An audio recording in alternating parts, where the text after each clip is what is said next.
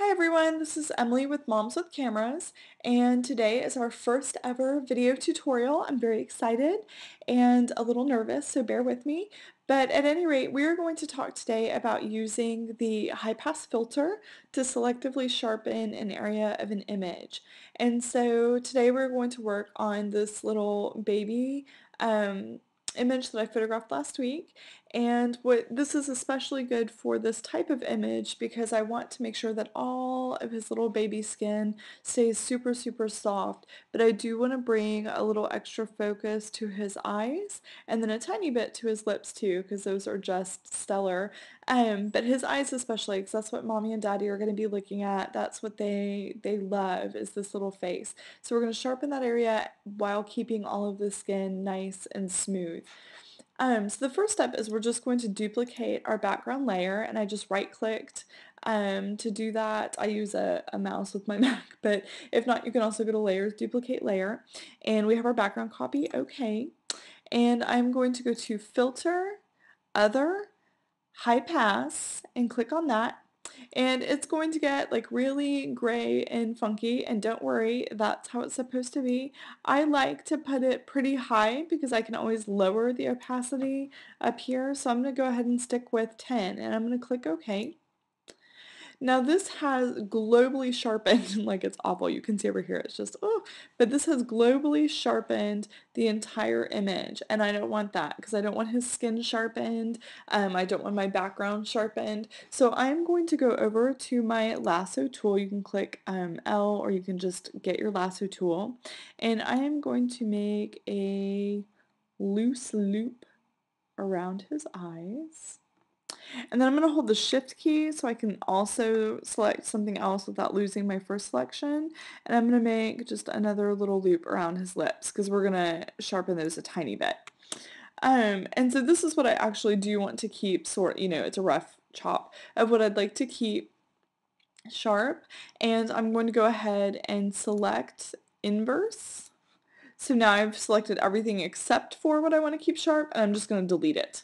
And I know there's a ton of different ways you can do it, like you can, mask and erase and that kind of thing, but this just works for me. So at any rate, we're going to keep this part is what we're looking at to keep sharp. I'm going to go ahead and click my eraser brush. And I want a big fluffy brush. These hard edges won't help me. It'll make a big defined line on what's sharp and what's not. So I'm going to look for a lot of fall off and pretty big. And I'm just going to take this and go around. Oop, I need my opacity all the way up at 100. I'm going to go around my selection. And I'm actually going to Command plus to zoom in a bit so I can really see what I'm doing.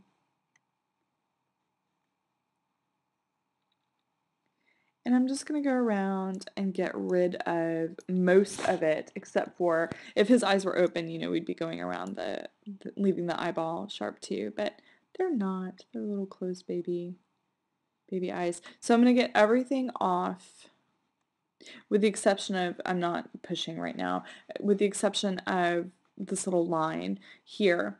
And then I'm going to go ahead and make a quick line around my lips too. And now to get the gray, like to get it to look like it should look, we're going to come over here to our layer styles, and we're going to click on, you can do overlay or soft light. I like overlay, so we're going to click on overlay. And I am looking and I feel like this looks a little bit over sharpened, so I'm just going to knock down my opacity a bit more. And then I still feel like over here, like on the eyelid and on his lips, I don't want it quite so sharp. So I'm going to put my history brush at about, a half and go way down and just erase it right off that eyelid.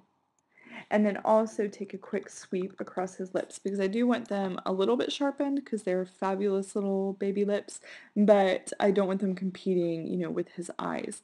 And so after that, I just need to merge my layers. Well, I'm going to zoom back out and make sure it looks good. And you know what? I still feel like it looks a little over sharpened, so I'm just going to run it like that, like my sound effect there.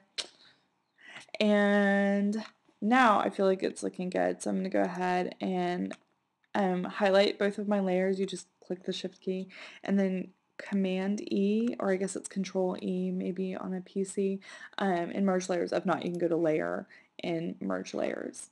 And so you're done, and I'm just going to save.